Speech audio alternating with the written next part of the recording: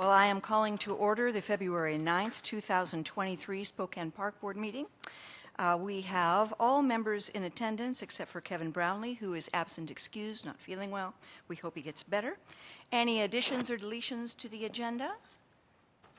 Hearing none, we will move on to public comment. Do we have any public comment today? All members in attendance for Kevin Brownlee, who is absent. Okay, I couldn't. Better. Oh, good. Any additions or deletions to the agenda? Oh, no, that's feedback.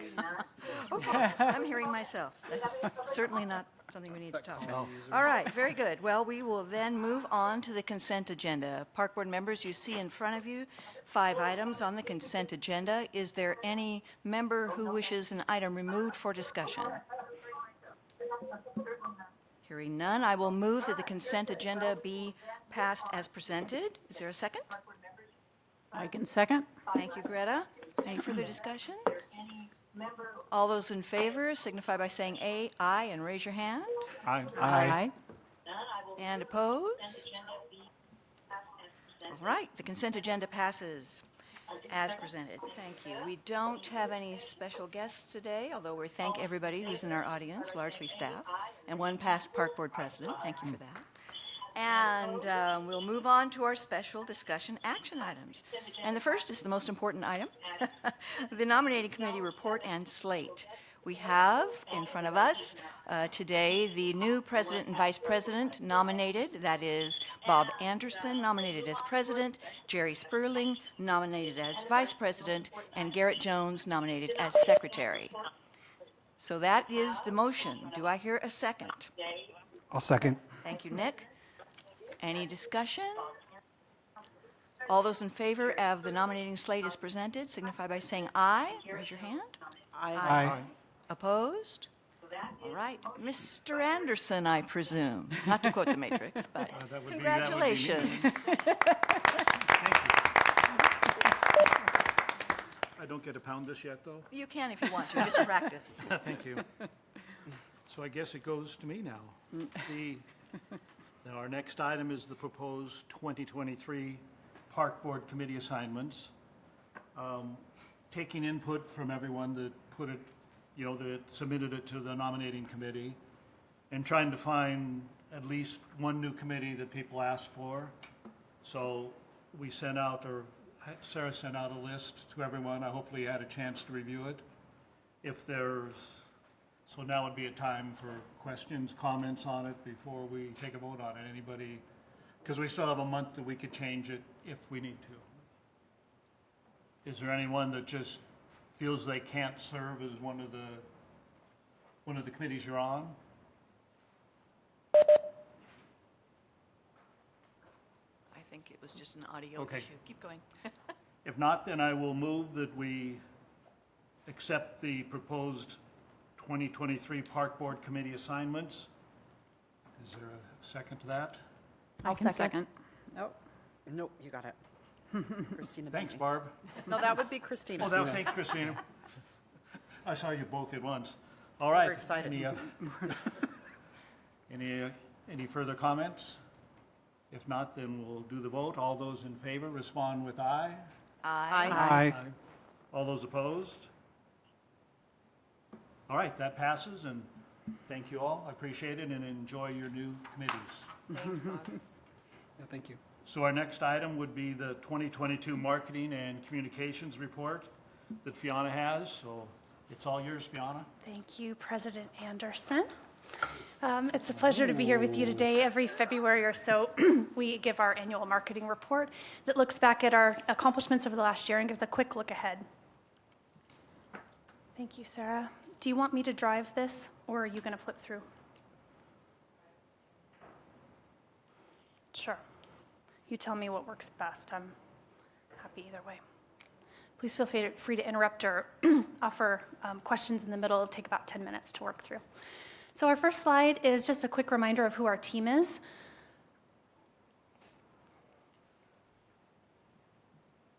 I can do it from here, too, if you want to share from...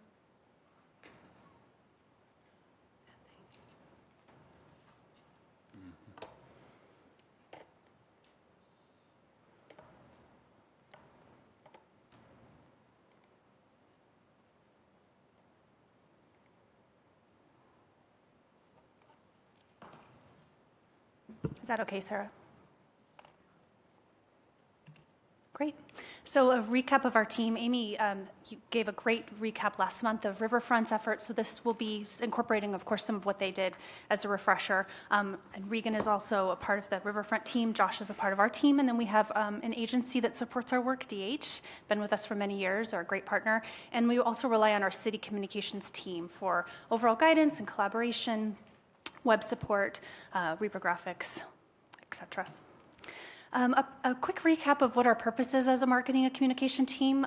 These are kind of our focus areas. Of course, we're looking to support the programs of Parks and Recreation in terms of growth and their goals, engagement with the community so that people feel well informed about things that are happening that impact them. And of course, with that comes trust and building that community trust, a pride and affinity for our park system. As well as partnerships and growing and supporting those partnerships and collaborations that make our work possible. In 2022, we shared our target areas, our themes really focused on the master plan, trail development, wayfinding, junior and beginner golfers, reducing some of those barriers, different ways to engage in terms of volunteers and donations, part of that being sponsorships and partnerships, event rentals, and you can see the rest there. Strategies and tactics are kind of our common tools in our toolkit, and these are what we're going to dive into a little bit today. So some highlights for print and digital ads. This is just a sampling of some of the work that we produced in terms of print and digital content this year. We try as best we can because Riverfront and Parks and Recreation are targeting a lot of the same audiences. We try to really maximize our value. So you'll see, for example, we'll split a full page ad because we can capture both of those audiences at a reduced cost. And we also have, as you know, some great properties. And so we try to utilize sight signs and capturing that visibility, those free audiences whenever we can. For direct mail and distributions, direct mail has kind of taken a little bit of a revitalization come COVID when everyone was home and actually checking their mail and spending a couple minutes looking through their mailbox. And so we don't discount that tool. We have a great resource being the city for utility bill inserts. It's a very affordable way to do direct mail to a huge population of 80,000 people. We also supplement that with some additional postcards for both Riverfront and for Recreation. We try to two-side those when it works. Other times we'll do specific targets, but you can see we have a large reach with our distributions. And I can't discount in the upper right-hand corner getting our activity guides out into your grocery stores, your community centers, your convenience stores, just so that they're readily available for people to grab on their daily activities.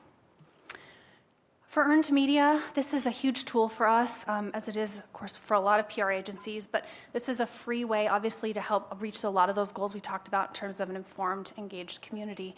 So here are a few highlights of some topics that were popular. Last year, our community engagement programs for Riverfront are often free or very low cost. Those make for great news. The activities that are happening in terms of new things like the zip line, of course, the Seeking Place opening, the Red Wagon, and pavilion naming rights were a couple of hot topics. For Recreation, we get some nice coverage when our activity guides come out. Aquatics is a big one, obviously. That's an easy sell. We also saw some good esports coverage and some specific recreation activities got some coverage too, along with our Seek scholarships. That was such a cool win to be able to offer those, and so they got some good earned media as well. For natural resources, park planning, operations, you see a variety of topics here too. Our Spoke Canopy program, street trees, fuels reduction, goats. Who doesn't love cute goats in the news? That's an easy one to sell too. Garbage. That's right. For park planning, we always have something in the works, as you well know, because you're approving those projects, but those tend to, of course, get a lot of coverage too, and we love celebrating our successes when we come in on time, on budget. And then a lot of gathering of design studies for Liberty Park, dog parks, asking the community again and again, what do they want to see, what's important to them, and how it aligns with our master plan. Operationally, we got some great coverage. We kind of got out in front of the seasonal hiring last year, and we got some good earned media coverage so that people were aware we were hiring ahead of summer. And then the Swans, that made for some great media too. And the holiday lights, that earned a ton. So you see we got 725 million impressions in our print, broadcast, and radio, and 282 million impressions for web visitors visiting those news sites. Social media saw some pretty impressive growth, 20% growth in our follower base. This is Josh and Regan really knowing how to target social media in really thoughtful ways. As you may know, algorithms are always changing in social media, and so they really stay on top of the trends to know how to adapt their messaging to make sure it's getting the most reach. We try to tell organic stories. Sometimes we do paid ads. So we try a real mix. We saw 50% growth in our post reach, which I think really speaks to, again, just kind of honing in that target and being really thoughtful. I'm just super proud of this team for what they accomplished here. 100,000 plus engagement pieces, which speaks to this. We won number 6 nationally ranked overall for social media engagement. And that looks, we just found this out yesterday. It's pretty cool. Yeah, cheers. That is Josh and Regan again. So this measurement is based on followers per capita, frequency of posting, and interaction. So it's not just looking at how many followers you have, but how are they engaging with your content, right? Because that's what we need. So to be number 6 in the country in terms of cities, you might be able to see Boise beat us. So Boise, we're coming for you. But we beat Portland, we beat Seattle, we beat New York City. I mean, that's just incredible. So super proud of this team.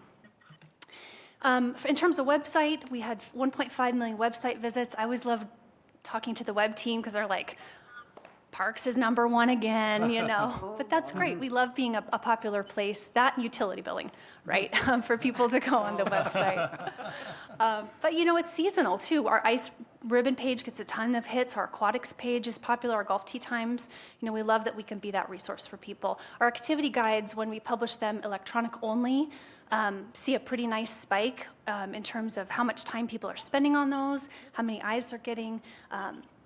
And then we had some popular blogs, too, and some news releases. 4th of July, of course, knocked it out of the park because everyone wants to come downtown for that. Digital marketing, we have a pretty strong email database. I'm really proud of our open rates. We see a national average open rate of 21% for these marketing emails, and we're, you know, in the solid mid-30s. Percentage-wise for opening rates, the city newsletter is doing the same. They're really strong. We also utilize a school district e-newsletter system. Their open rates aren't quite as strong because they're just such a large platform, but it's still a really wonderful way to reach those audiences, so we continue to use that tool. Google search buy is another tactic we use. This is a great strategy for people who don't know that they're looking for us. So, okay, our search engine optimization, our web team's super dialed in. When you Google, you know, Parks and Recreation, skate ribbon, whatever, we're gonna come up. But this is for people who are like, something fun to do this weekend, you know, that kind of thing. Yeah. We want to be the first thing that pops up. So we started the strategy a couple years ago. It's seen great success. We have a great click-through rate. You'll see the national average click-through rate for some of these ads is less than 2%. We're at 26%. And these clicks are very affordable. So people are landing on our pages and getting information. We're expanding our list, and this is a good tactic for our toolbox.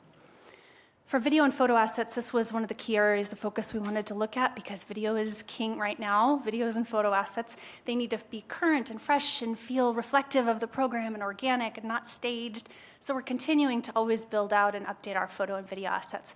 This year we focused on warm weather recreation, riverfronts building out their video library. We did some engagement videos that we'll be releasing in a month or 2, and we're updating our golf video. And the idea is we can build this library of videos and photos that we can go and make little snippets when we need to and put a little reel on social and have these tools that are fresh and feel reflective of our programs. Almost done. Site signs are key. As we were talking about earlier, we've got incredible property. How do we maximize some of the communication happening on that property? So we did some interpretive signs at Riverfront for the Ice Age Floods Playground. And we also created a toolkit for our trails. One of the key things we heard in the master plan was people don't always know where to go or how to access spaces. So one of our key focus areas is let's make really clear communication. When somebody arrives at a trailhead, they have a sense of where they're going and map, which is just an area we haven't spent a ton of time in. So that's one area of focus that we're looking at in terms of wayfinding some new spaces. Sponsorships and activations are, of course, part of what we do. Community booths, ribbon cutting support. Riverfront shared their incredible sponsorship revenue numbers last year, growing that by 46%. That's just absolutely incredible. And then we support the work of the DVC and DVCAC that's doing some important work with our volunteer spectrum, too. Finally, TV and streaming. We have an incredible Cable 5, shout out to them for producing some really, I mean, to have that tool available to us at no cost, that is pretty incredible. So we try to utilize our talent as much as we can to produce those stories and share that information. Recreation Riverfront, we do broadcast TV, so every week, hopefully you've seen them on Channel 6. We have some segments that's what's happening this week in your parks, and we talk about, good, that's great, the current campaigns and what's going on, what programs you need to register for now, and then a skate ribbon specific section on was broadcast as well.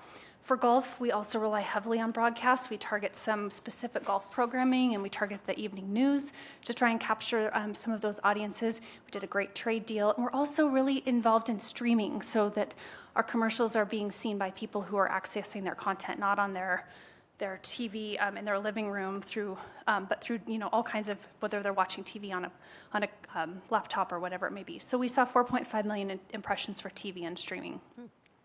So our goal, of course, here is to broadly capture, huge audiences. We try a number of different tactics, and we look and assess what works and what doesn't, and figure out how to measure some of those. So again, looking ahead for 2023, some of our themes are familiar to you. It's really around continuing to reduce barriers, positioning our programs in a way that demonstrates they're the best quality and value, focusing on what our next investments are, celebrating and thanking the community for the investments that we've made as we look ahead. And then for strategies and tactics, of course, employing a lot of the same things that we have found work for us. And one of our goals at the beginning of every year is to try something we've never done before. So we haven't quite figured out what that is, but we'll let you know when we do. I'm happy to take any questions. No, I just want to say we ought to capture Gonzaga home games. I don't know if you pay attention, but Riverfront Park is, it's their thing. Yeah. And the carousel and the pavilion, and the pictures are absolutely beautiful. Yeah. And then, of course, one of the key broadcasters, Farman, is in love with the Davenport Hotel. So he even has, a dish named after him. But anyway, I just think it's so exciting that we have something downtown that just captures people's thoughts and ideas, and oh wow, so the more I think that everything we have done, over this remodel of Riverfront Park is just kind of waiting there for everybody to discover. It is. So yes, and I've seen the Creme thing, so Good. it's a great job. Thanks. Got a Yeah. great team. Thank you. Barb? Fiona, you do a great job. Oh, it's our team, but thank you. I have a quick question about Please. Visit Spokane, Downtown Spokane partnership, free earned media with them. Do you partner a lot with those groups that maybe isn't reflected in the numbers, or were they reflected in the numbers? Do we partner with them on joint press releases? Occasionally we do, and it's tourism related. Yeah, and Visit Spokane does a wonderful job of capturing some earned media too. Highlighted that integration. Absolutely. Yeah, thank you. Great job. Thank you. Other questions, comments? I have a question. So obviously, all of the efforts are really targeted to drive engagement here in Spokane County. I'm curious, though, do you have a sense of how far afield from Spokane County engagement and reach is extending? Are we getting a lot of interest from outside our area?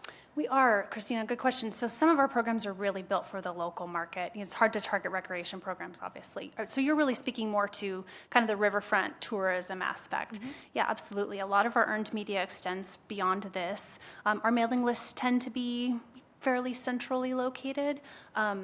So we could kind of talk offline. I could share kind of some statistics of some regional reach, but that is the one resource where we really look at a more regional approach versus local. Thank you. Thank you.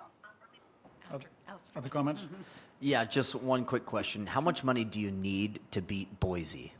I like that. Let me figure that out, and I'll come back to you. I like that. And Fiona, what kind of media do we have in the hotels?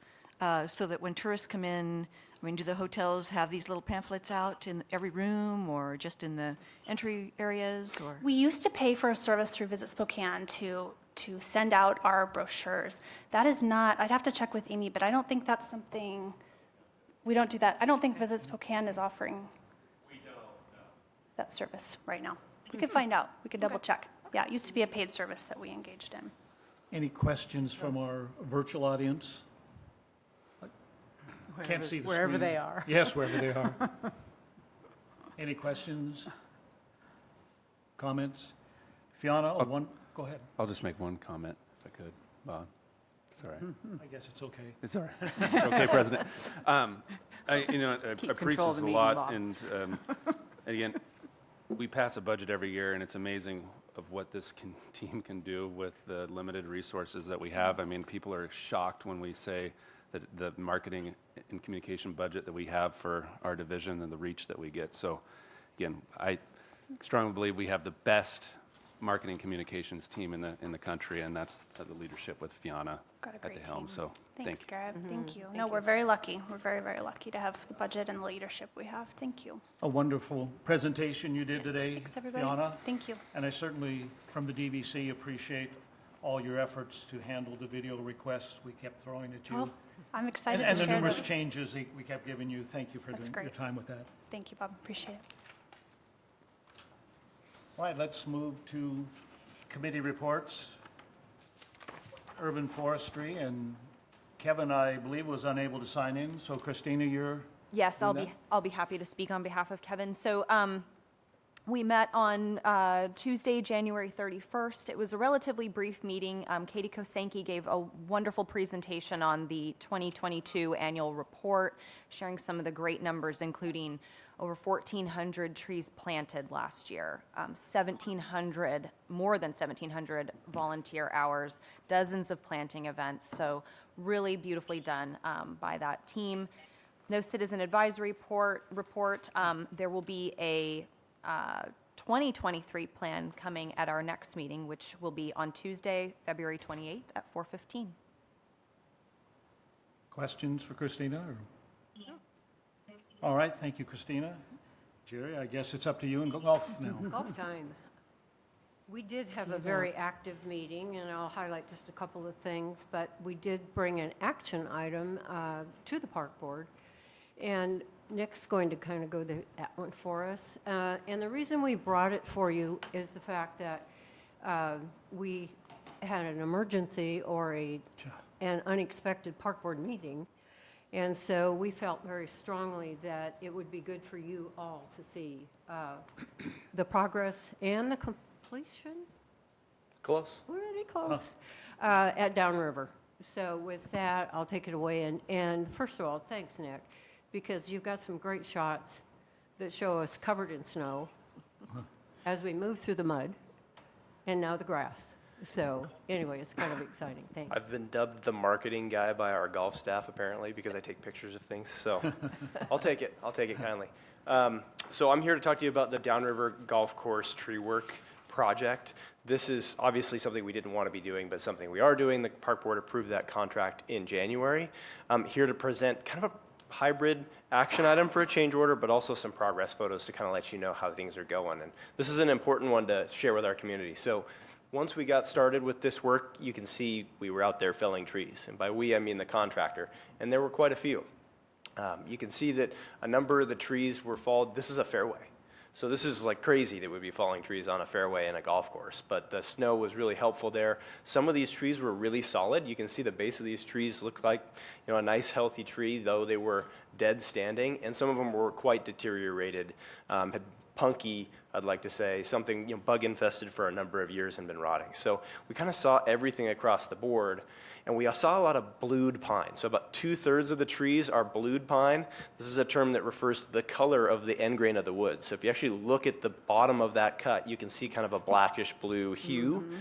That really ruins the market value of the wood. yeah, it looks better So over that's no there. longer sellable Or for worse, I timber guess. products. Some furniture makers will use that, and actually we have some artists that have come in and purchased some of this lumber from us, and we're kind of hoping to get some art out of this.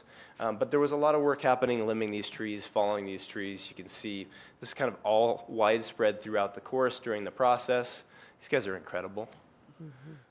They collect all that in the rough, in the big slash piles, and then we pick that all up and haul it off. It's sort of a hybrid logging operation. This is looking off of the #1 tee box. Once the trees were felled, it's quite dramatic.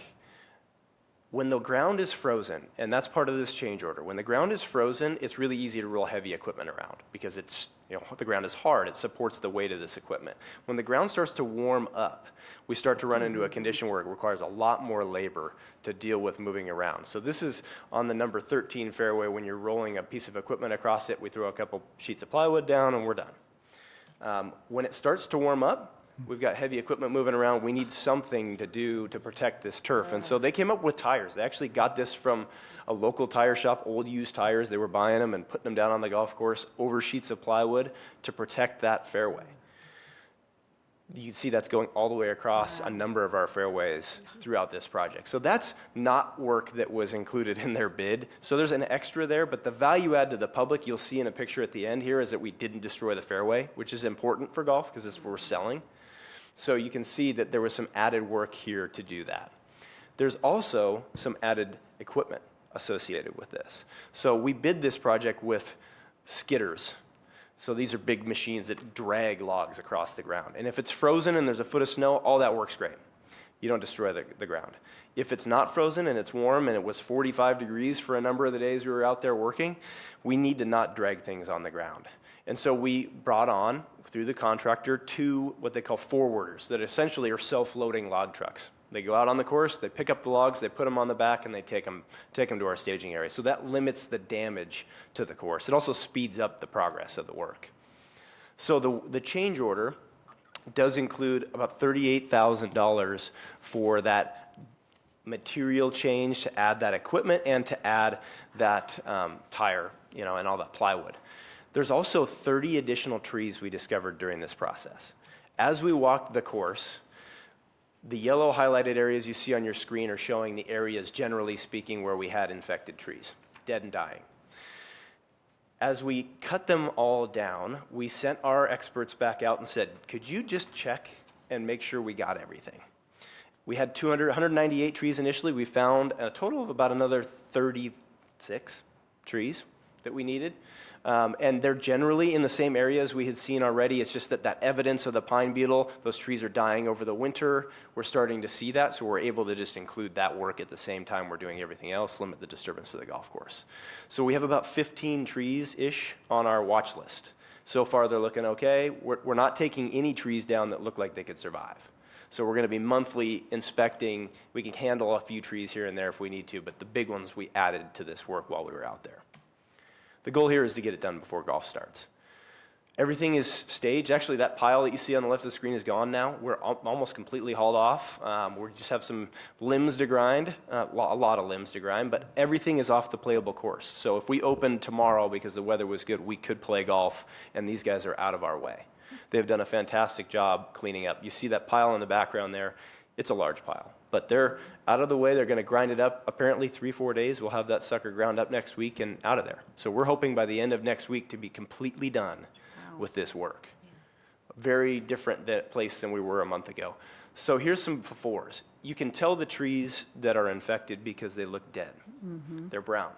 The same shot, now that they're gone. You can see there's quite a bit of tree cover still in this area. Oh, yeah. This is the number 14 fairway. Right side, you see a bunch of dead and dying trees. You still see the tree stand. It's a little more open than it was, but those dead and dying trees are gone. Our driving range, kind of behind that nice rusty pole, that's a custom paint color, that rust color that we use there. Gone. And the number 1 tee, this is sort of the apocalypse image, right? It's ready for play. Wow. I mean, it's really unbelievable. And that you can't hardly see where they were tracking that heavy equipment across. So in the rough, you can kind of see in a few spots, but they've done a really good job. So we asked for your approval of the change order, but really we're excited to share the fact that it's not an apocalypse on Downriver Golf Course anymore. We are delivering a project, managing our trees, and feel very confident we'll be ready for play. Any questions? I appreciate it. Yeah. Sure. Any question? Just really well managed. Thank you. Thank Ben Nelson, your golf course superintendent. Thank Katie Kosanke. The Urban Forestry Division and the Parks and Golf Division and operations working together has been really, I think through crisis, we've all kind of pulled together a little closer, so it's been really cool to see those guys pull it off. I'm just here standing in front of you. I didn't really do that much. Councilman Bingle? So the added amount to this is the $88,650. Correct. I probably should have said that number, huh? I thought you said 38,000, and that's There where was I was trying to figure. 38,000 plus, that was the equipment, was just Right. that equipment portion. Then you have added for trees, and then you have a little credit that he gave us. Which brings it to a grand total. So, with that, I'd like to submit a motion, if you'd like. The motion is to move to approve the Spirit Pruners LLC Public Works contract for the Downriver Golf Course Forest Health Management. The project in the amount of $88,650, including tax. Any other questions? Second. Yeah. We'll put that to a vote. Call for the question. Thank you, Jennifer. Go ahead, Bob. No, go ahead. It's yours. Okay. Yeah. I can't see the people, so anyway, I hope you're all out there. Okay, there we They go. are. There they are. All right, so, oh, there you go, Sally, thank you. So we'll put that to a vote, and all those in favor would signify by saying aye, and raise your hand, please. Aye. Aye. Thank you, I heard Hannah. Any nays? No? The motion has passed. Unanimous. Just a couple more things. I'm not going to go into any more detail. Thanks again, Nick. This, we, had the opportunity, we could have sent it in as a consent item, but I just thought with everything we as a board have done, that it would be worthwhile for you to at least see what went on. But when you check into your reviews of our minutes, we also did the no-show data for players. We finished our project at Qualchin Clubhouse with all new windows.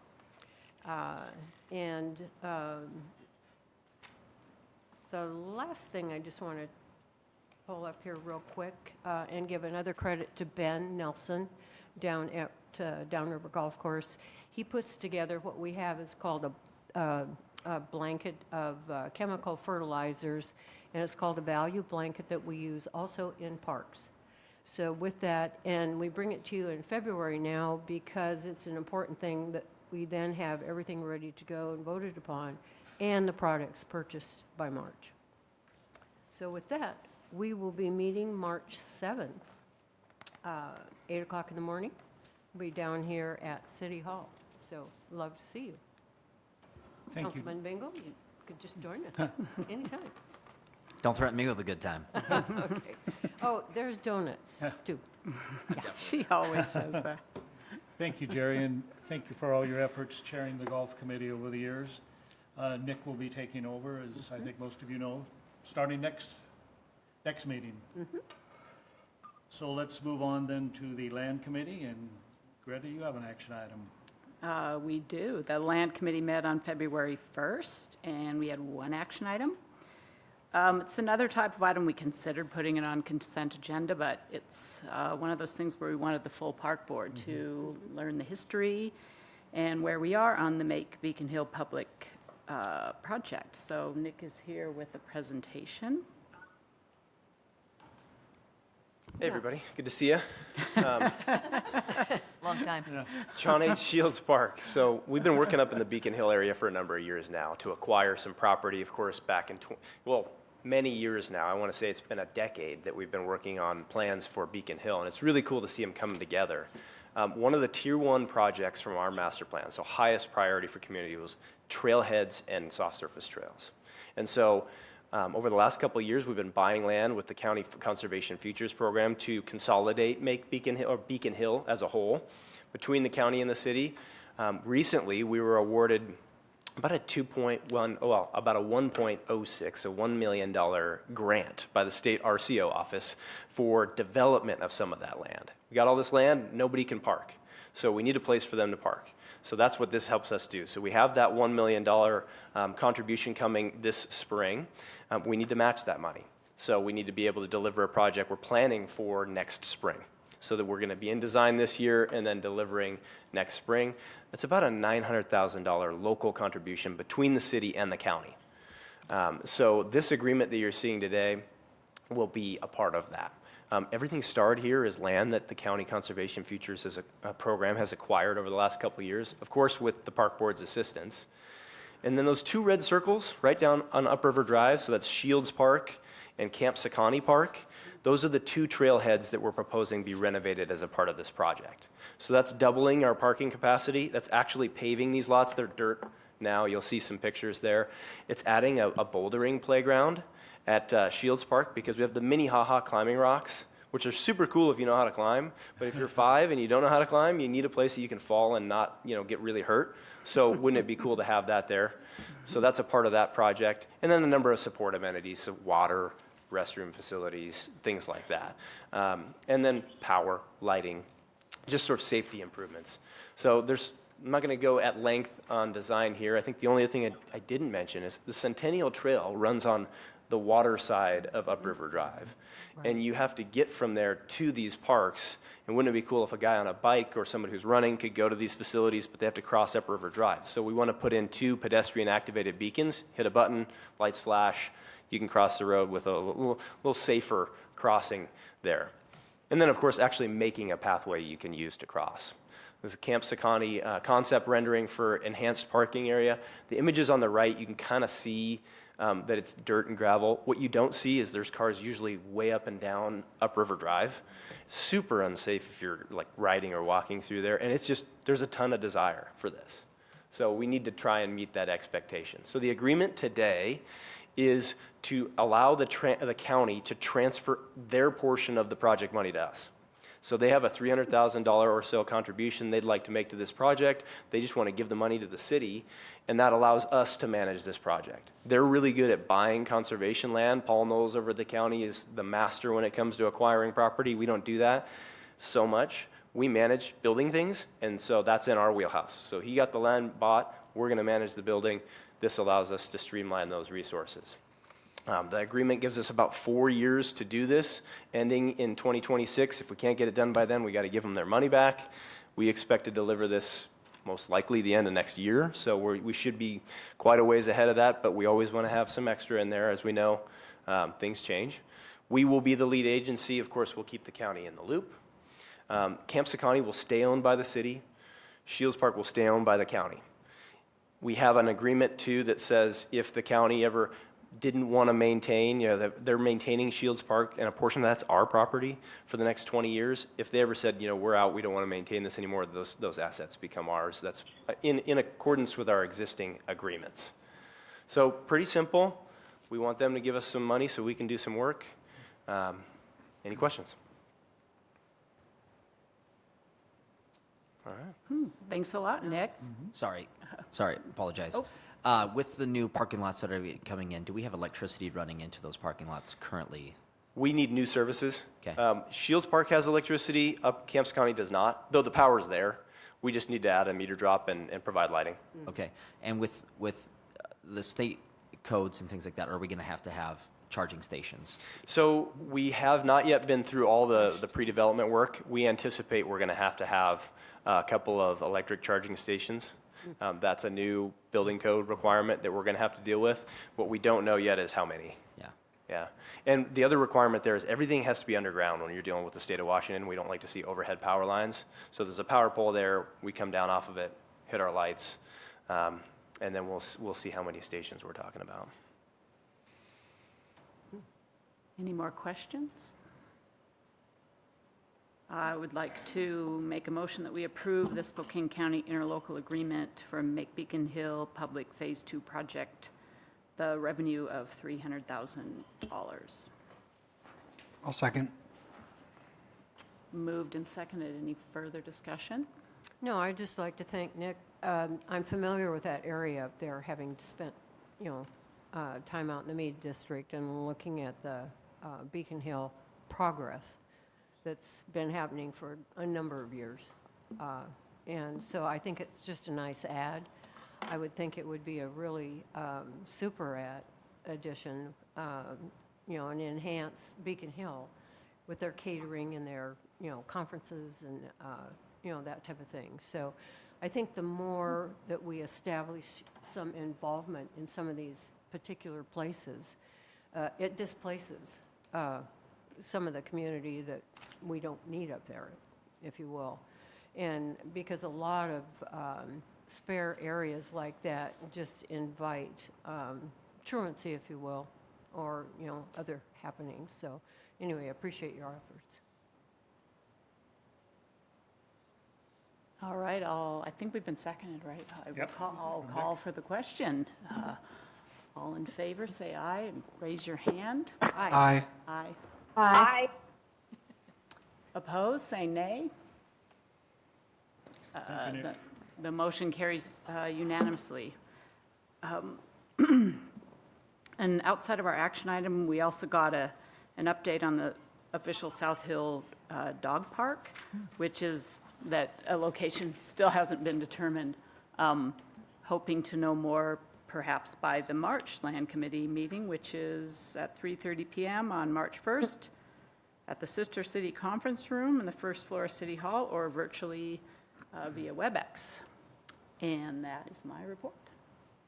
Thanks, Greta. Thank you, Greta. Glad you're staying with Land Committee as chair. I'm all excited about it. Recreation Committee, Sally? Hi, everyone. Good afternoon. Rec did not meet, and but we are starting our joint use committee meetings. February 16th will be our first one, so we'll have an update at the March 1st. Well, the next park board meeting, but in our next rec meeting is March 1st at 5:15. All right, thank you, Sally. Moving to Riverfront Park, and Nick. Riverfront Park did meet, and we do have one action item, and I think John is going to present an update on the King Cole Ad Hoc Committee and talk about site selection.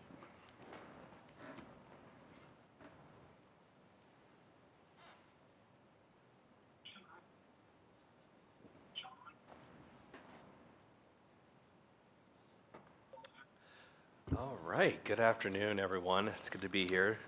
Behind me, sneaking up behind me is Chris Wright. You all recognize Chris.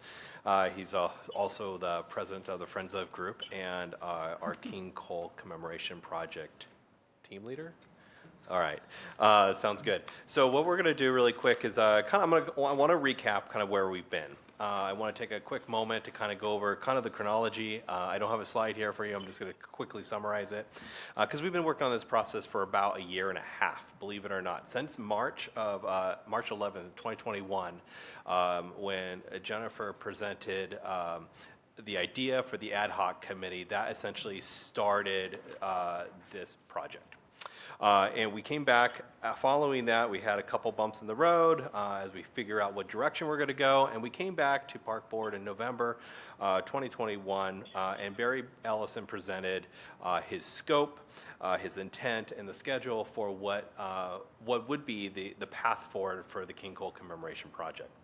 During that discussion, it came out that the adopted motion resulted in selection of placement of the art piece around the King Cole Bridge and extending into what was the King Cole Way, which is from the King Cole Bridge all the way to Post Street.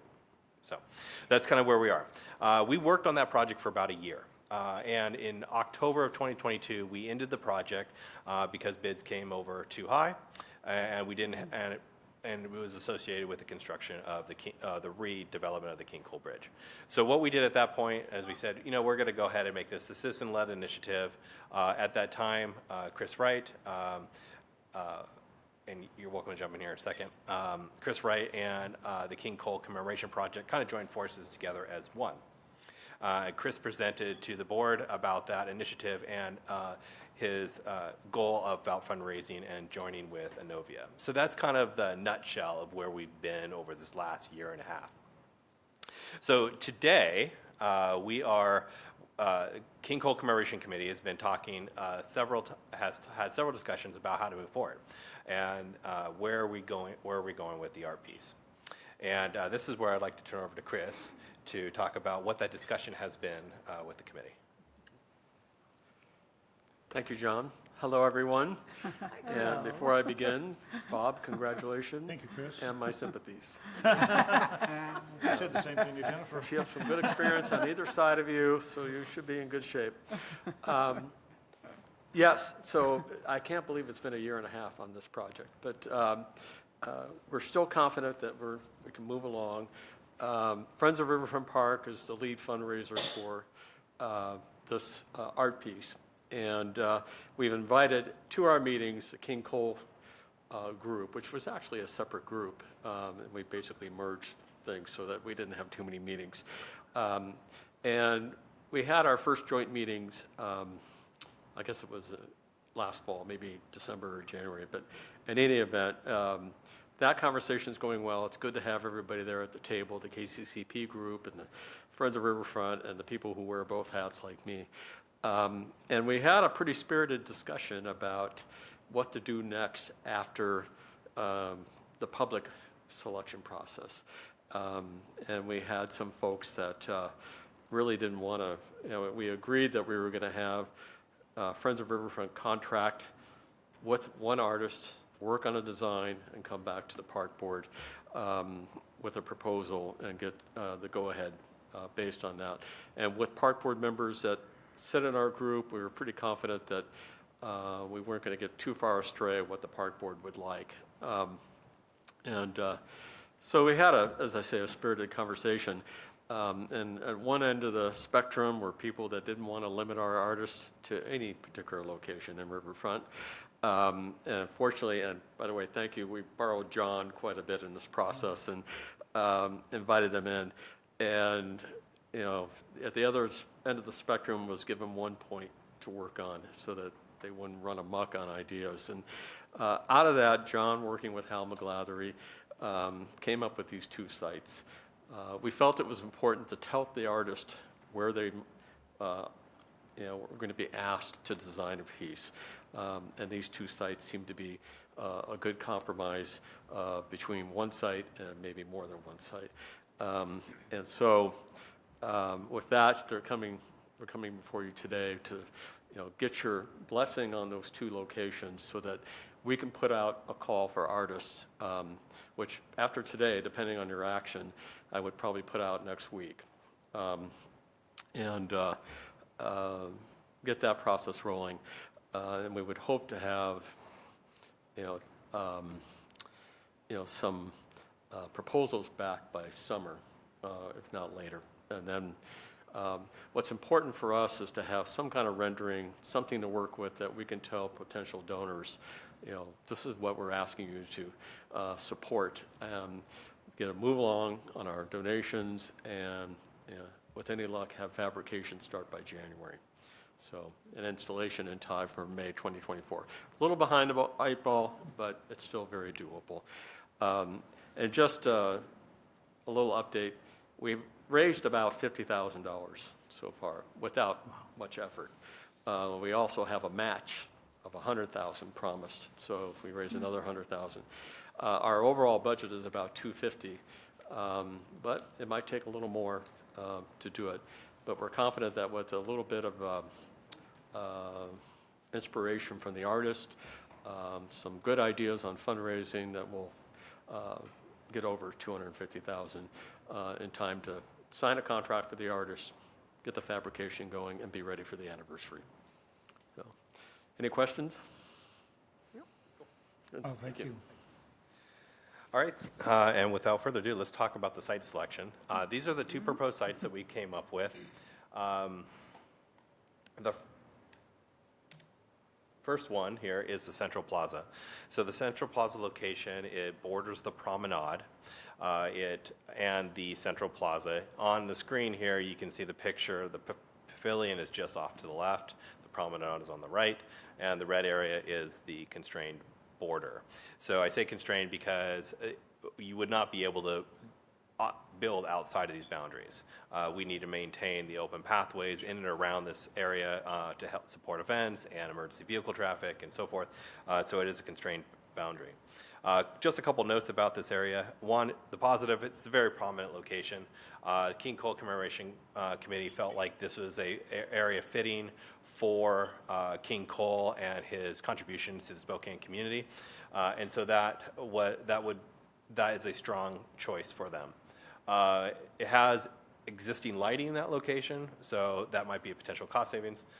Cons obviously here is a dense concentration of activity already around this. We have the Seeking Place, the Stepwell, the Sister Cities Garden, and then we have a lot of events and activities that constantly activate that area. So it's there's a lot of attractions and activity.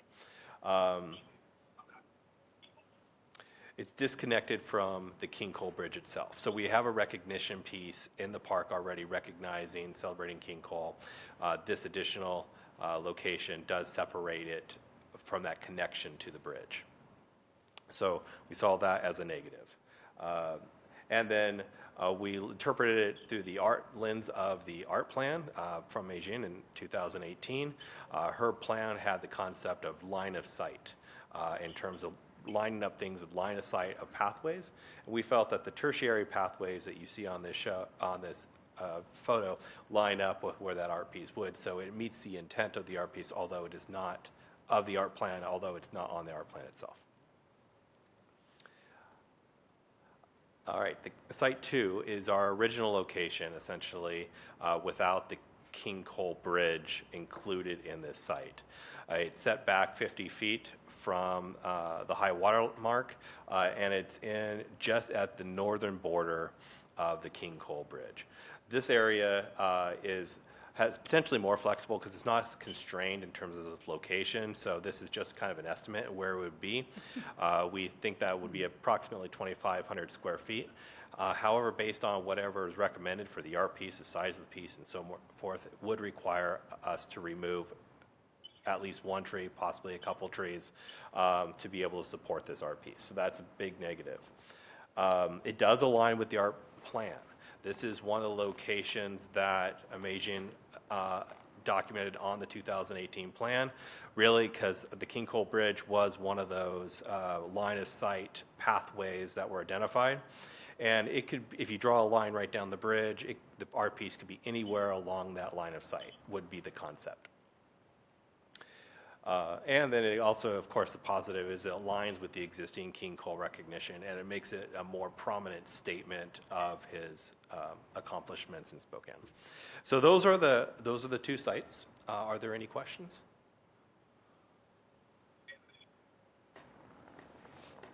All right. Thank you. And John, if you could, because I know we've been working with park planning staff, I mean, from a staff recommendation, because again, just being in all transparency with staff taking a look at it, could you just give a synopsis from a staff perspective, looking at what we have, the opportunities and constraints, what our recommendation would be from a staff perspective? Yes, the staff's perspective would be that Site 2 would be our preference, and that we felt that Site 1 offered too many already attractions in that area, and it clutters the aesthetic, would be our perspective. And we also love this location because it activates what is currently a quiet spot in the park.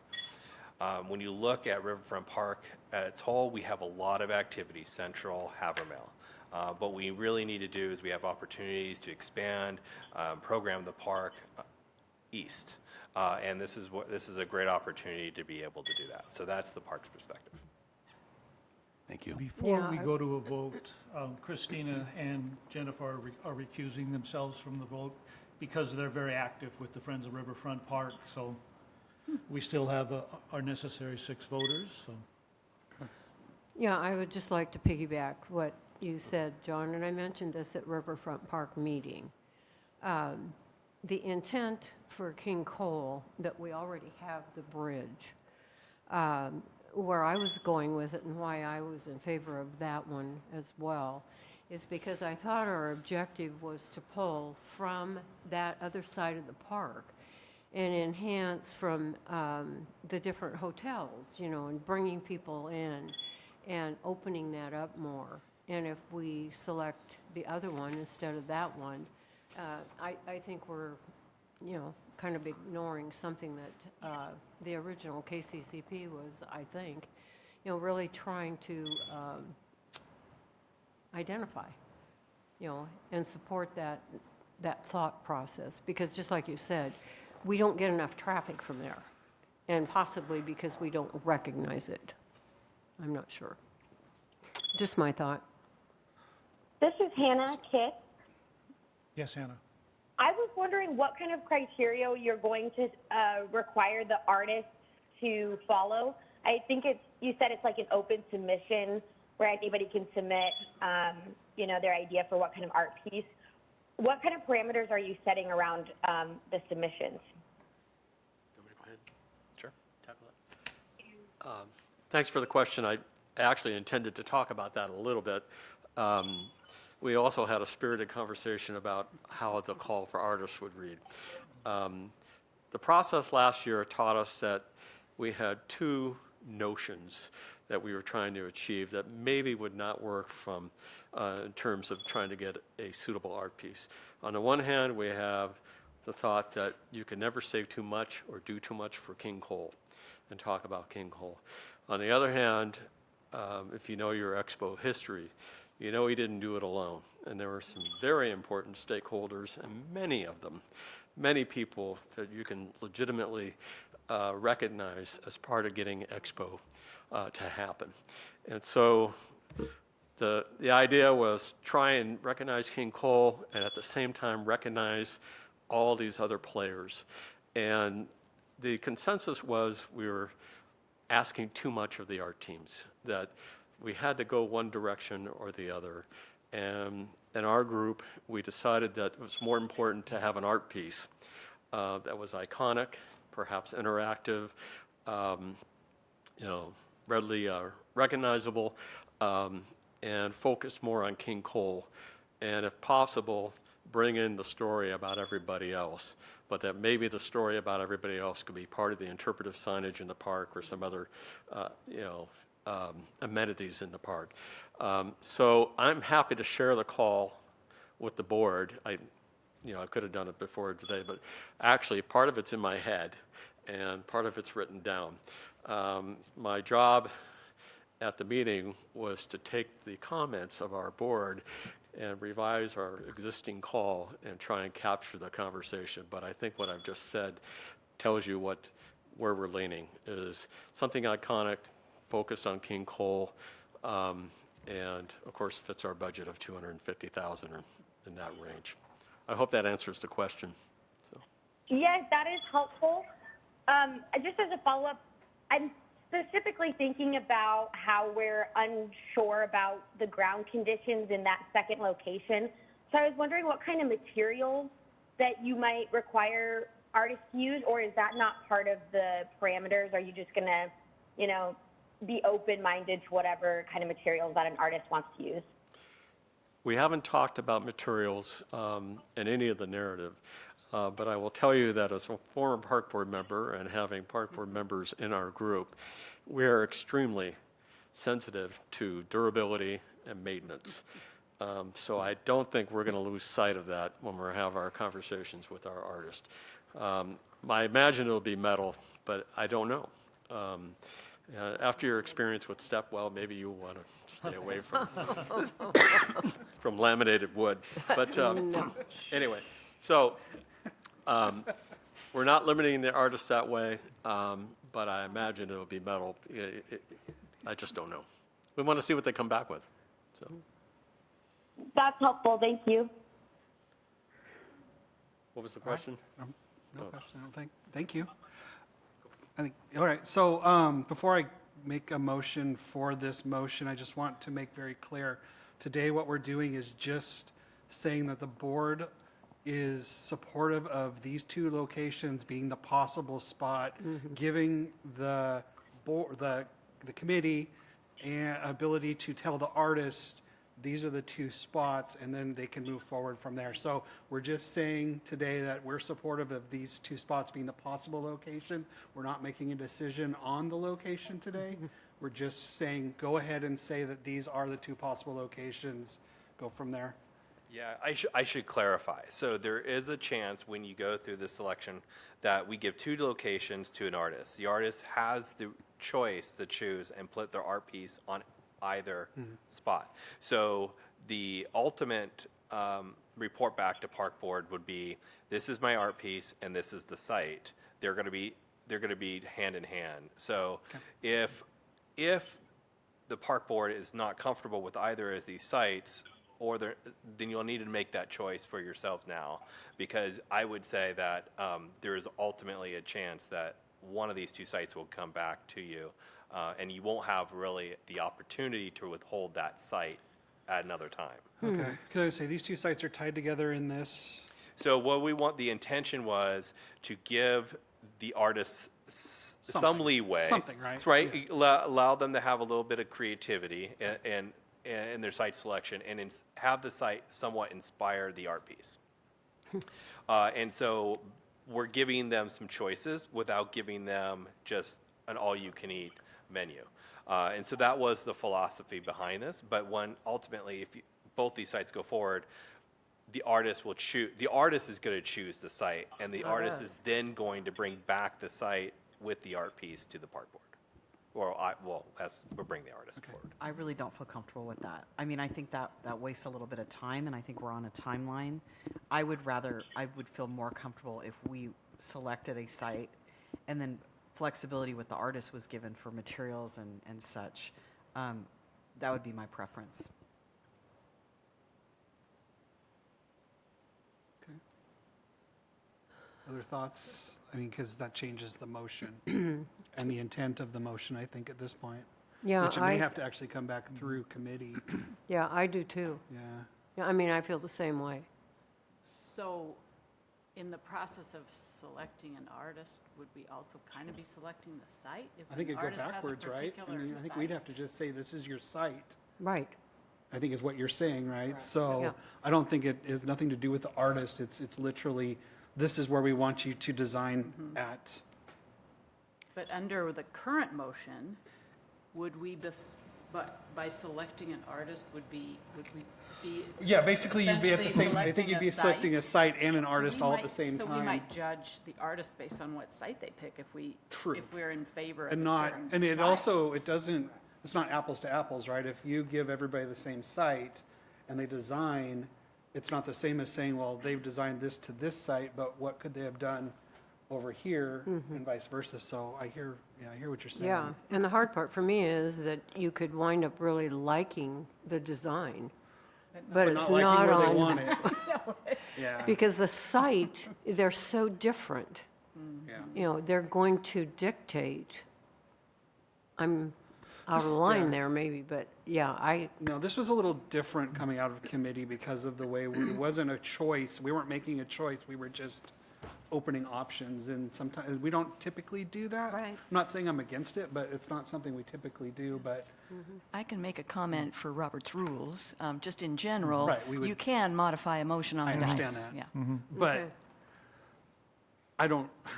My concern with that only is that I don't know if they're ready from a committee standpoint. I mean, if we were just to determine what site we wanted it on, they're going to have to go with it, I guess. But I don't know if I'm afraid that if we do that without letting them have a conversation, that's why I'm saying I wonder if we shouldn't bring this back through committee. the committee. I mean, we can do the action item, we can call for the vote. If the vote doesn't pass, I think it's going to have to come back through committee. And that's my thought.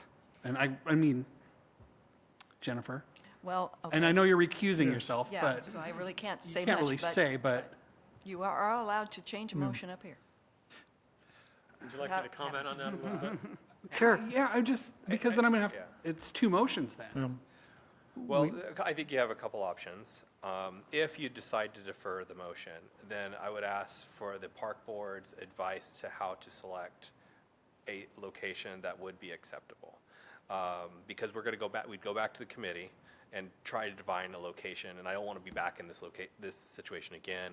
So we want to know what would be an acceptable location, or Okay. so you can understand where we're hear at, you.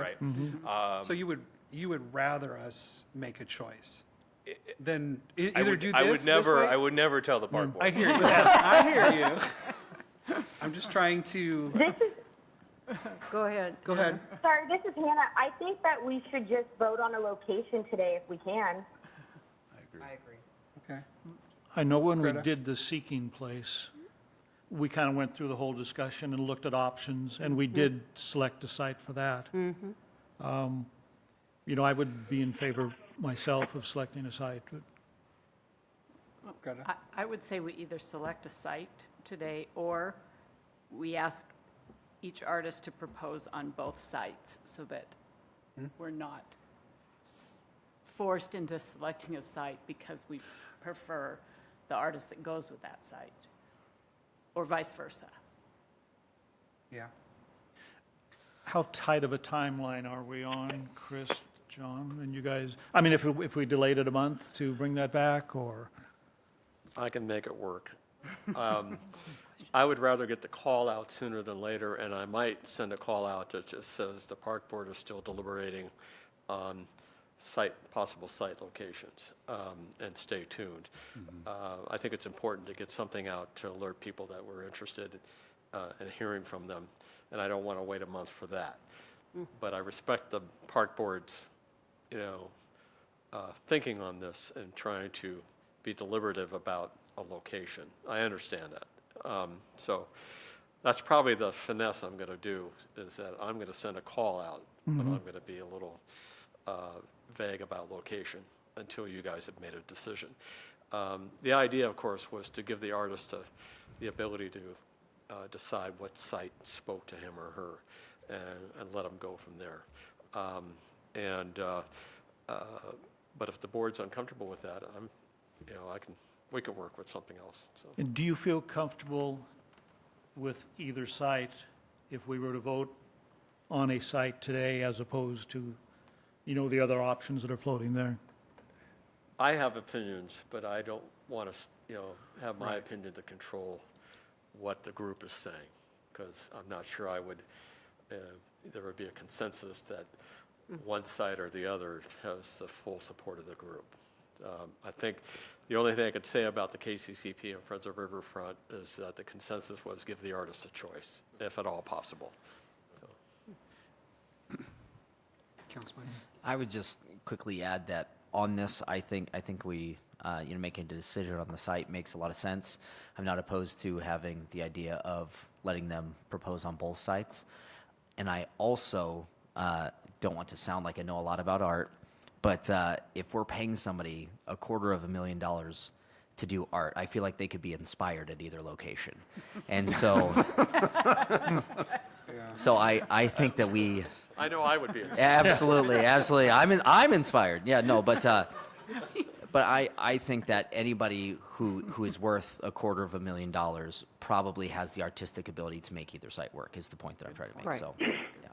And if I could Yes. make a point too, the one piece that I don't like about the deferral is if we could defer unless there's detailed action or questions that the board wants. If there is concerns about a particular site today, I doubt there's anything that we can do between now and next month To to change. address those concerns, right? So I would agree it's either both sites is a requirement or one.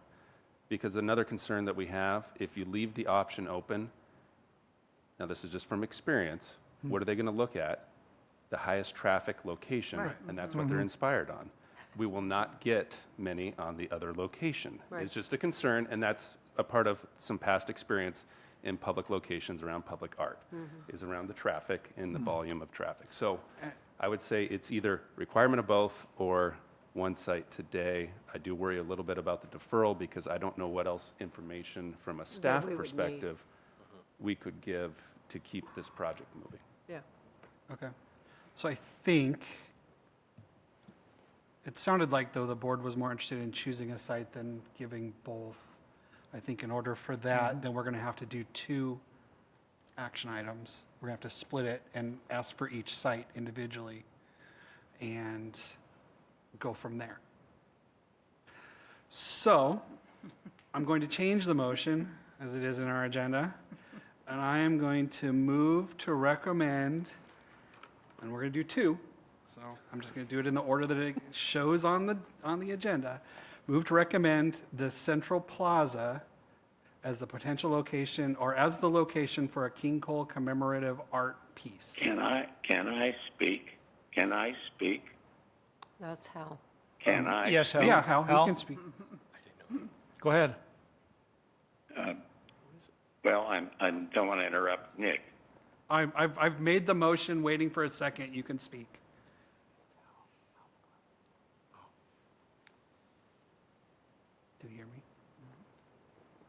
Well, one of my thoughts would be,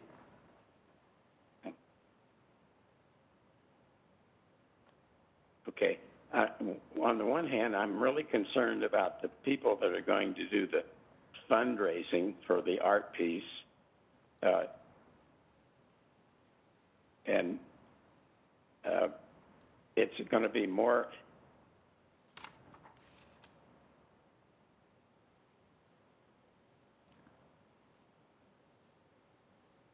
Are you still with us, Hal? And it'll be a lot. I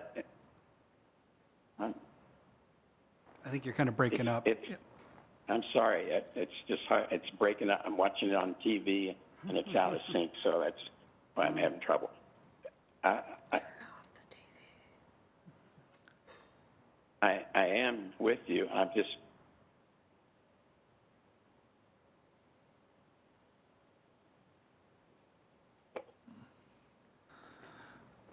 Okay. Can I try and start over? Yeah, you can. Okay. The fundraising is a big part, and one of the opportunities that the artists may want is to have their art piece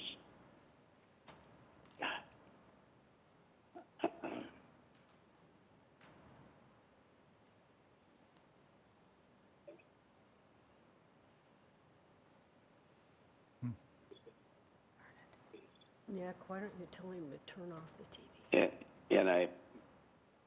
in a place where it'll be seen a lot. That's one thing that will make the fundraising easier if an artist happens to pick a place that will be well traveled. The other part.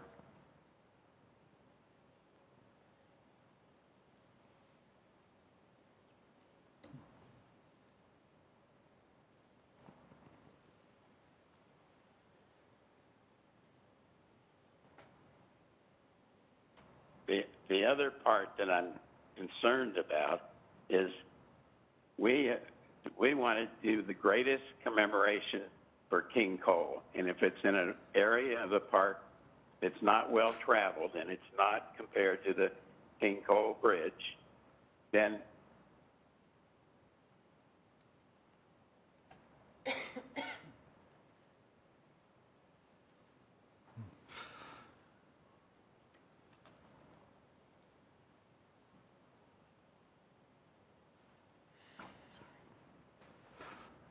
I think we've lost Hal. Yeah. So yeah. I'll try to Well, Yeah. it's hard to communicate get what this Hal through, is. but there he is. honestly, we're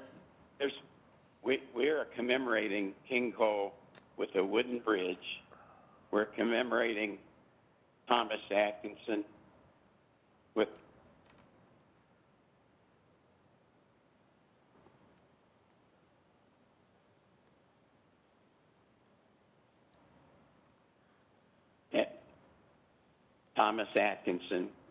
with a theme stream. We're commemorating Bill Fern with a full acre of a conservation area, and King Cole deserves the greatest commemoration that we give him, along with the other leaders that supported him. okay. Thank you, Hal. I appreciate your input. Sorry. Oh, no problem at all. All right, so I've called for the motion for the Central Plaza location. Do I have a second? I'll second it. All right, we have a second. Any final question or comment? On the concern that was raised, if we placed this commemoration right there in that position, do we think that that would increase traffic in any way because people would want to see it? That would be. I think it depends on how compelling the piece is. Sure. Mm-hmm. Yeah, And that's depends our on the goal, is to object. make it a compelling piece. Yeah. And, Hal and I agree that you cannot do too much for King Cole. But by the same token, we want to be respectful of traffic patterns, maintenance issues, snow plowing, and, the opportunity to activate a different part of the park. So, Well, and, yeah, and with that, activating another part of the park, too, is recognizing the other, what, 6 or 8? So just to clarify, so the motion, excuse me, is that first location around the pavilion? Pavilion, Yep. yes. So the central plaza is the pavilion location. Right. That is the location Higher. next to the Seeking Place, the Step Well, Sister Cities on the Howard Street Promenade. Was that the one that was recommended by staff? No. No. Okay. Staff was the second one. So we'll, yeah, and so the second piece, just to clarify, so is adjacent to the Centennial Trail route. So the King Cole Bridge is the Centennial Trail that crosses into Havermill Island, and then this would be adjacent to the official Centennial Trail route in this location. Thank you. It's behind you. But that's not the one we're voting No, on. no, that's not the one we're voting on. We're voting on the right? other one, that We're one. voting on That's this the one we're voting on right now. Okay, Okay, let's, all right. Okay. So we have our second. I'm going to call for the vote. All in favor, say aye. Raise your hand. Any opposed? Say nay. nay. Nay. Nay. Nay. All right. So I think opposed was unanimous. So then I would like to make a motion to recommend the North King Cole Bridge location as the location for a King Cole commemorative art piece. Second. Okay, we have a second. Any final comment or question? I'll call for the vote. All in favor say aye or raise your hand. Aye. Aye. Aye. Any opposed? Motion carries unanimously. Thank you. That was 6.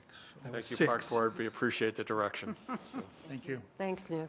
Yes. Thank you both. Thank you, guys. Thanks for talking us Thank through you very it. much. Thanks, Appreciate it. John, for all your work, too. And thank you for your leadership, Chris. Yes, And thank you, Councilman Bengal. We appreciate you being Yeah. involved Yes, all right. very much. All right. Other than that action item, we talked about 2023 budget priorities. Some of these I'm sure we'll see in the future at Park Board, but not just a couple of them to talk about cost recovery, including naming rights for the pavilion, and also concession air changes for Riverfront Park and other locations. Those should be coming up in front of us in the future. Another budget priority, and these are all things we saw during budget planning: park safety, security cameras, lighting repairs, concert security gates, 24-hour ranger patrols, Memorial Day through Labor Day. So those are a number of the things that we talked about. You can read through the minutes from our meeting. But that was a good conversation. And then John gave his standing report for January. I think the one thing I want to highlight is Riverfront Park won the National Brownfields Conference 2022 Phoenix Award for the Parks Redevelopment Project. So congratulations. The reason I bring that up is one of the conversations we had around that was how do we publicly display all the awards and things that we have seen and not, we Right. can't all go up to Garrett's desk and see No. them. So We got special lights and all sorts yes. of things Yeah. shiny. I know. So- We need so- to, So we're running out of space. We as a committee would like to maybe see that stuff more permanently located in public so people can see all the Absolutely. great awards at this park and all the great work that the Parks Department and John's Oh, yeah. staff and stuff has done, I think needs to be out there, needs to be in front of people. So Oh, yeah, and especially what Fiona then just brought. yes. I mean, For sure. For sure.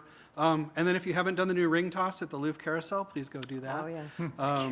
Again, for the rest of our minutes, please go check the minutes. And our next meeting will be at 4 p.m. Well, actually, the next meeting will be 4 p.m. March 6, 2023. I will no longer be on the Riverfront Park Committee as Christina and I are changing committees. So congratulations. Thanks, you too. So, and that's what I got. And thank you, Nick, for all your efforts leading the Riverfront Park Committee. You've done a wonderful job. We appreciate it. Very much. Thanks, Nick. Phew, I guess it's my turn to talk still. The Finance Committee met Tuesday, February 7th, 2023, and in the hybrid format. 2 action items were presented and forwarded to the board as part of the consent agenda. February meetings, due to year-end reconciliations, typically do not have financial statements, and this year followed that pattern. We had hoped to have a meet and greet with Rich Lentz, Park and Recreation's new budget and finance director, but the planned hiring time often takes a bit longer than anticipated, and that's what happened this time. So the meeting was adjourned at 3:27. Again, we were done within a half an hour. People seem to be quite happy with that, I don't know. Anyway, the next Finance Committee meeting will be Tuesday, March 7th, 2023, in hybrid format also. The DVC met Wednesday, January 18th at 3 p.m. in hybrid format. We do have an action item that Fiona will be presenting.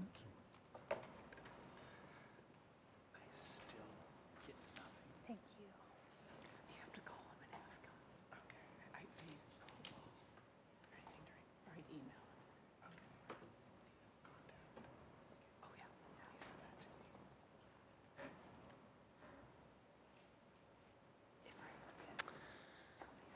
Thank you, Bob.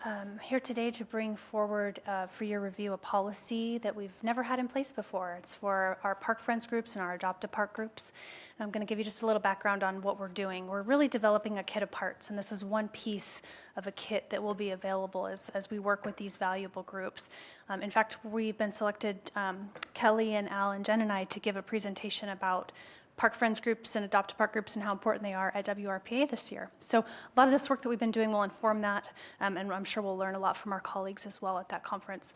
But we're really, as I said, developing a kit of parts. This policy that you're voting on today is one piece of that. The other pieces of the kit include standardized applications for groups who are interested in forming these collaborations, standardized agreements, templates for these collaborations, and then a toolkit that will really be a way to provide advice and ideas and share best practices that will really be informed by the people actually doing this work. They will help finalize this document. So the piece we're looking at today is the policy and procedure. We're operating off of this model. This is a fairly new model for us to kind of put on paper.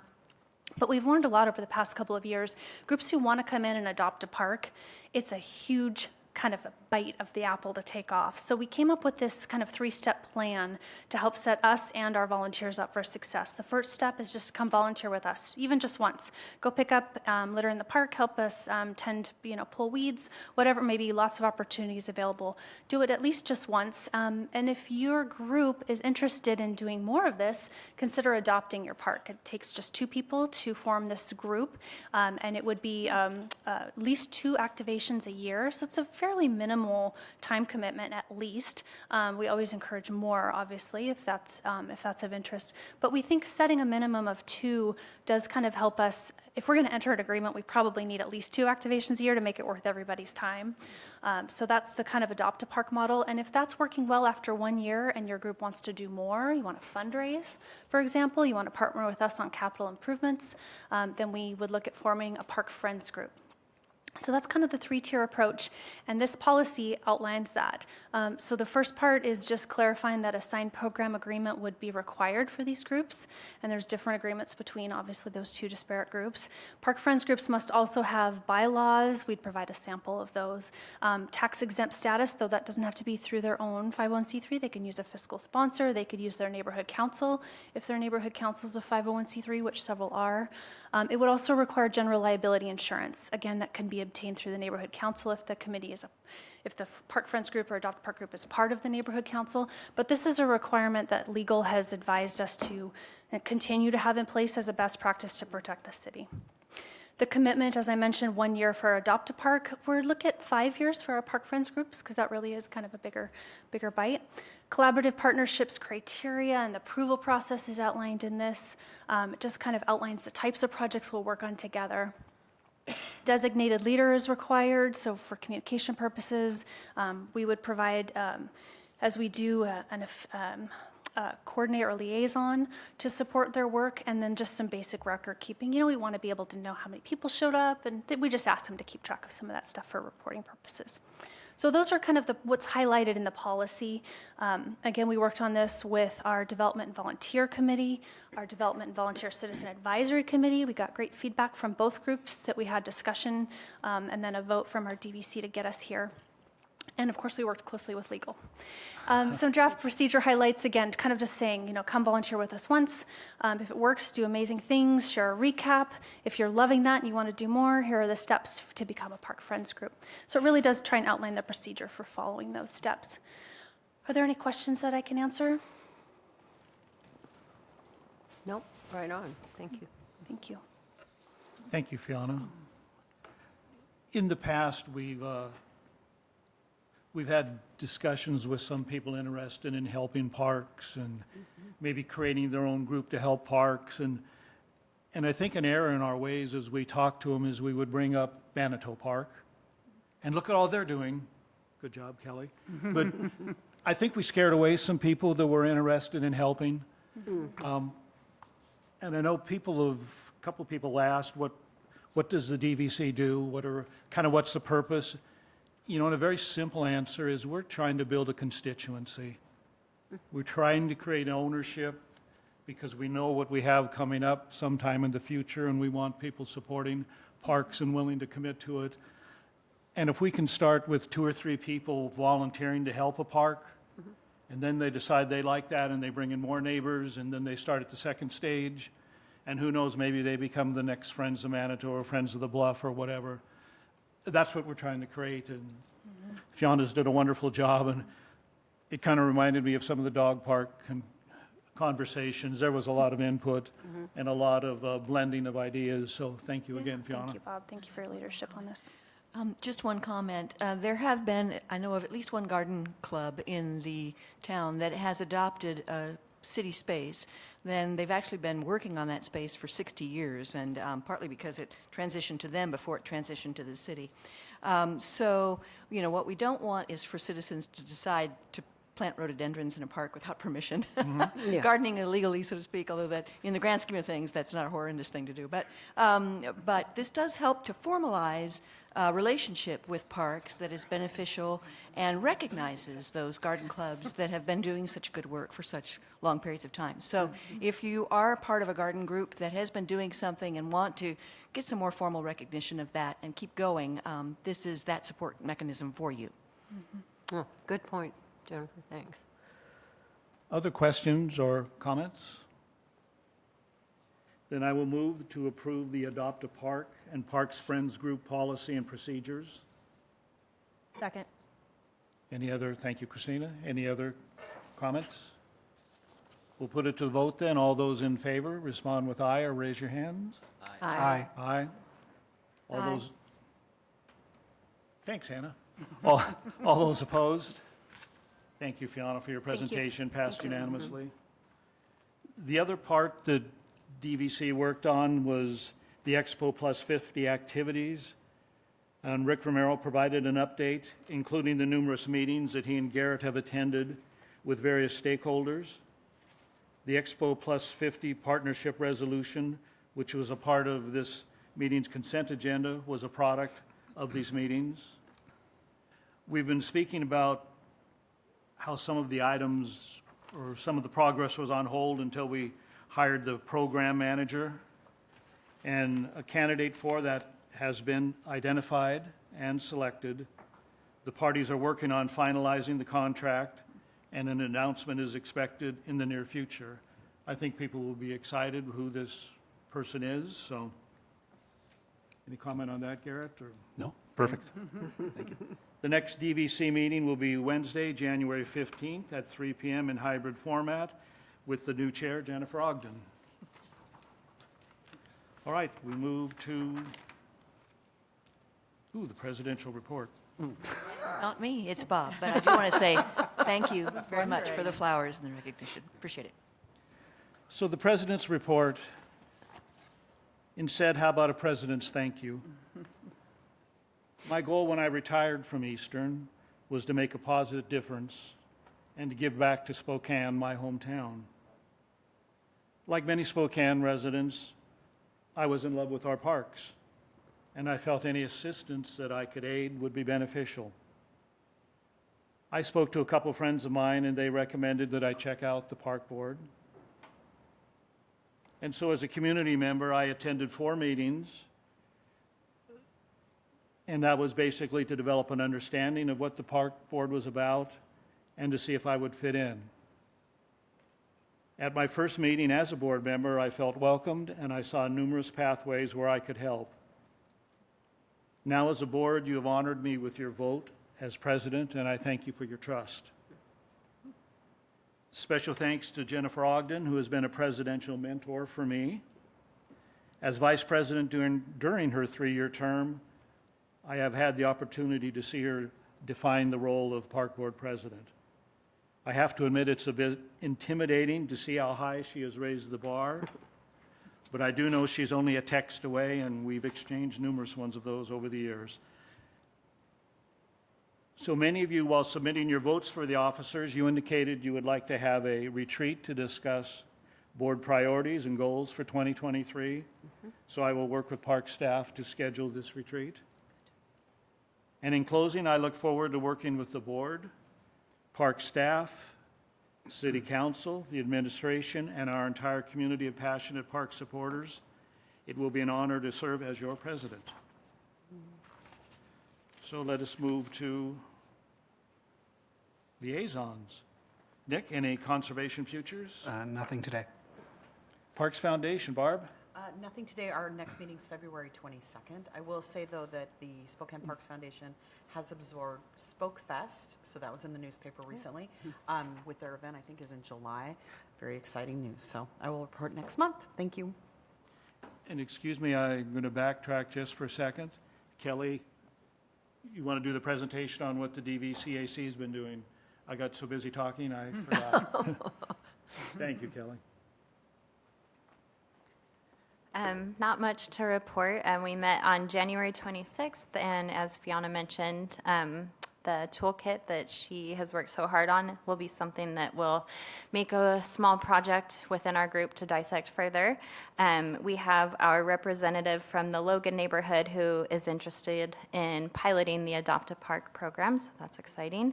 We'll have 2 new members potentially from Friends of Palisades and Friends of Moore Turner. And we have probably 3 presentations from our group coming up. So that's it. Awesome. Thank you, Thank Kelly. you. Having been with Kelly and the group since the start, they've come a long ways. You know, the neighborhood involvement. I know Jennifer and I went and spoke with the people along with Garrett's staff for Coeur d'Alene Park. And I don't think we would have done that 2 years ago or a year ago without having to, you know, the interest that we've created, without having the opportunity to talk with them. And again, it's building the constituencies.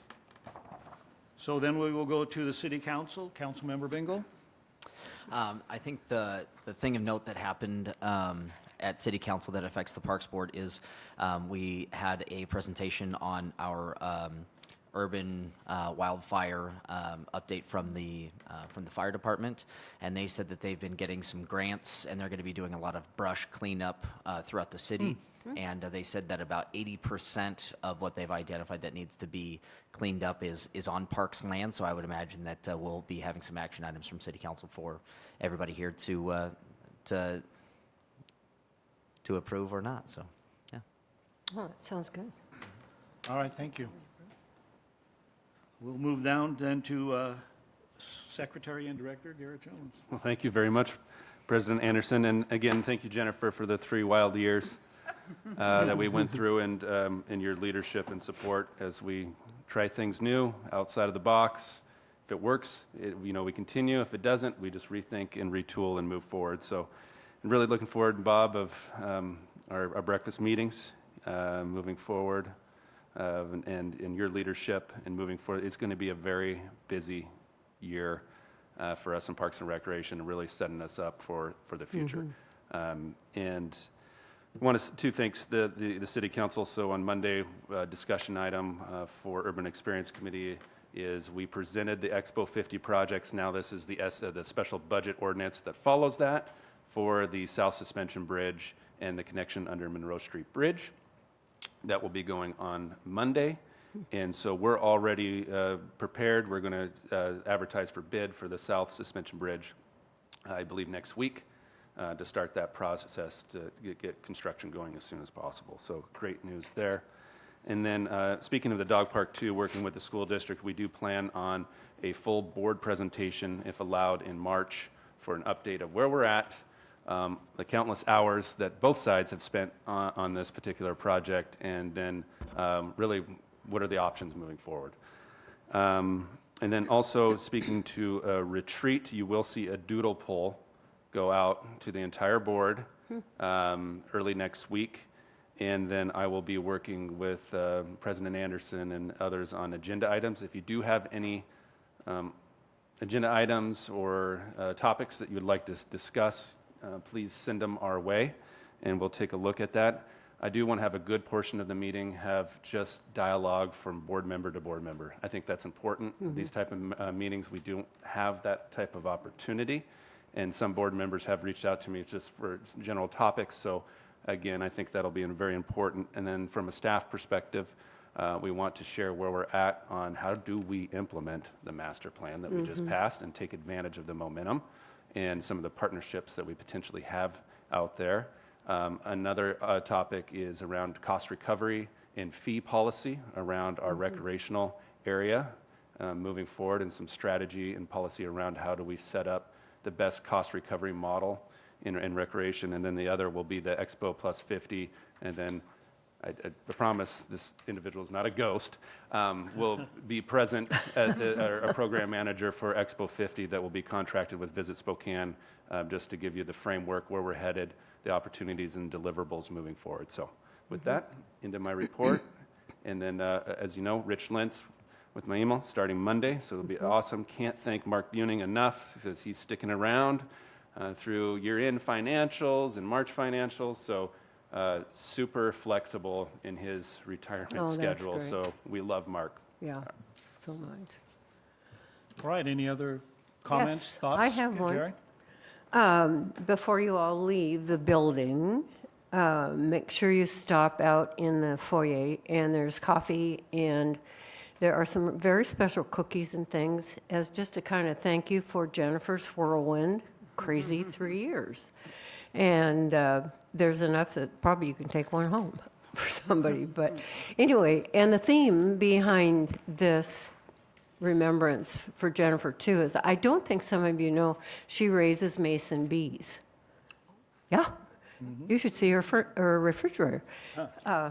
Anyway, and I've been a recipient of those, and it's just kind of exciting. And the other reason it's a neat thing is because she was very active in getting bees out in our golf courses, which is another plus. But anyway, so for her whirlwind, we have Starbucks coffee for you, keep you awake for the rest of the afternoon. But, and we do have lots of sugar, thanks to Barbara, too. Your cutie pies are right here.